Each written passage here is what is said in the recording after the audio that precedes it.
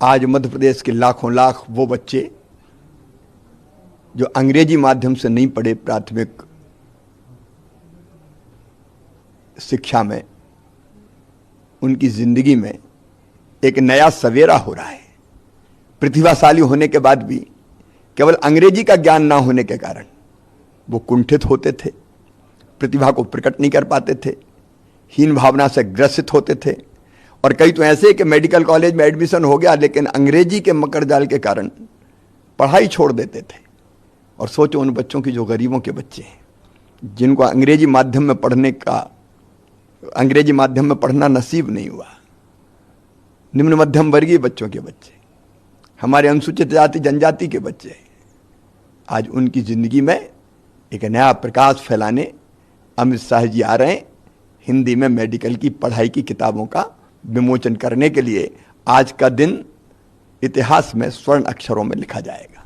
Sir, छात्र किताबों का विमोचन करने के लिए आज का दिन इतिहास में स्वर्ण अक्षरों में लिखा जाएगा। सर, छात्रों में भी काफ़ी उत्साह देखा जा रहा है, लेकिन छात्रों में ये भी है कि अगर हिंदी में पढ़ेंगे तो जो अंग्रेजी के राज्य हैं साउथ में, वहाँ पे नौकरी या वैश्विक जो मेडिकल साइंस है उसमें कहीं पिछड़ गए, उसको लेकर भी कहीं ना कहीं थोड़ा सा वो चीज़। देखिए, हिंदी में पढ़ाई होगी इसका अर्थ दूसरी भाषा सीखना नहीं है। अंग्रेजी की बाध्यता क्यों?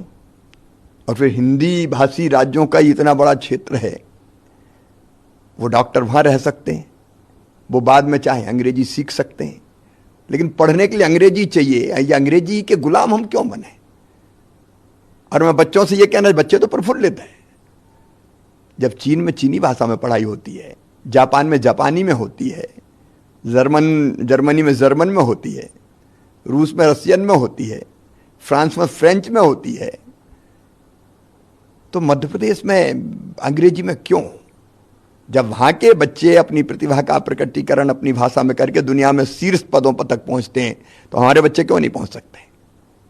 सर, मध्य प्रदेश ने शुरुआत कर दी है, कई और राज्य इम्प्लीमेंट करने जा रहे हैं, तैयारियां शुरू हो गई हैं, तो दूसरे राज्यों के सहयोग के लिए मध्य प्रदेश क्या भूमिका निभाएगा? सर, नहीं, हमने जो एक कदम आगे चल चुके हैं, हमने जो किताबें तैयार की है हम शेयर करेंगे। मैं तो मुख्यमंत्रियों को सभी राज्य के भेंट करूंगा कि हमने ये प्रयास किया है, इसमें और कुछ जोड़ सकते हैं तो आप जोड़िए, हम एक दूसरे से शेयर करेंगे, एक दूसरे को सहयोग करेंगे। जो हमारे पास है वो हम दूसरे राज्यों को वो चाहेंगे तो जरूर देंगे, और जो वो अच्छा करेंगे उनसे हम लेंगे। सर, मेडिकल की उसकी पढ़ाई तो हिंदी में अभी शुरू हो रही, अब आगे का क्या मतलब है नवाचार करने की आपकी आदत?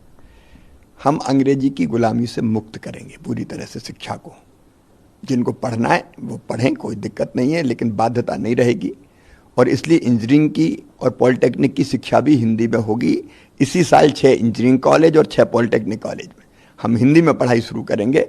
इसके बाद हम बाकी कोर्सेस भी हिंदी में बनाएंगे। और हमारा तो सपना ये है कि आने वाले समय में मध्य प्रदेश में जो IIT IIM है वहाँ भी हिंदी की पढ़ाई। सर, क्या ये माना जाए कि ये जो आज पहला कदम उठ रहा है, जो सूरज हिंदी का उग रहा है, तो ये आने वाले समय में जैसे जापान को जापानी भाषा के लिए, चाइनीज़ भाषा के लिए जाना जाता है, तो आगे आने वाले समय भारत को भी जाना जाएगा कि हिंदी में ही पढ़ाई हो रही है? हिंदी नहीं, भारत अपनी भाषा से जानी जाएगा।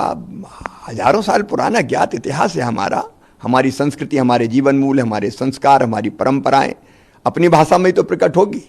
उन लोगों ने महापाप किया था जिनने आज़ादी के बाद अंग्रेजी की अनिवार्यता को जारी रखा, अंग्रेजी का गुलाम बनाया उन लोगों ने। और इसलिए उस जकड़न और उस गुलामी से मुक्ति का मार्ग खोला है हमारे प्रधानमंत्री श्रीमान नरेंद्र मोदी जी ने। उनने देश के जनमानस को ही बदल दिया, मानस को ही बदल दिया।